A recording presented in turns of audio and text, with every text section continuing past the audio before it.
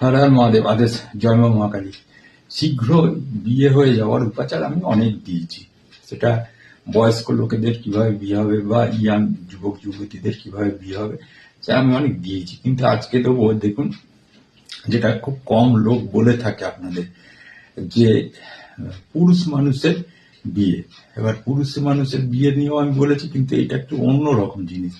দেখুন, আপনি একজন মানে খুব শিক্ষিত ব্যক্তি এবং আপনি একটা ভালো চাকরি করেন বা খুব ভালো একটা ব্যবসা করেন বা আপনি একটা ওয়েল এস্টাবলিশড পার্সন, সোজা কথা। আপনি তা আপনার কি হচ্ছে, কপালে সম্বন্ধ হয়তো হচ্ছে, মানে আসছে হয়তো, কিন্তু সেগুলো আপনার ম্যাচ মেকিং, মানে আপনার এলিজিবল নয়, সেগুলো আপনার চলবে না।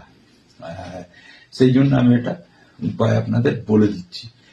তা আপনারা কিভাবে করবেন সেটা শুনে নিন। টেকনিক্যালি ফর্মটা কিন্তু আমি আপনাদের পরে বলে দেবো। আপনারা কি করবেন, যে কোনো শনিবার সন্ধ্যেবেলায় করবেন। আপনারা 5টা গোলাপ জাম, কালো গোলাপ জাম নিয়ে নিন। আচ্ছা, এর সাথে একটা 5 টাকার একটা কয়েন নেবেন, যেটা কয়েনটা ওই সোনালী রঙের হতে হবে। আচ্ছা, এই 5টা গোলাপ জামকে আপনারা একটা শাল পাতার বাটিতে রাখবেন। রেখে এবার পিপল গাছের তলায়, মানে অশ্বত্থ গাছের তলায় আপনারা বসিয়ে দিয়ে চলে আসবেন। আচ্ছা, এবার টেকনিক্যালিটা আমি বলে দিচ্ছি। টেকনিক্যালিটা কিরকম না, আপনার নবাংশ কুণ্ডলিটা খুলে বসে পড়ুন।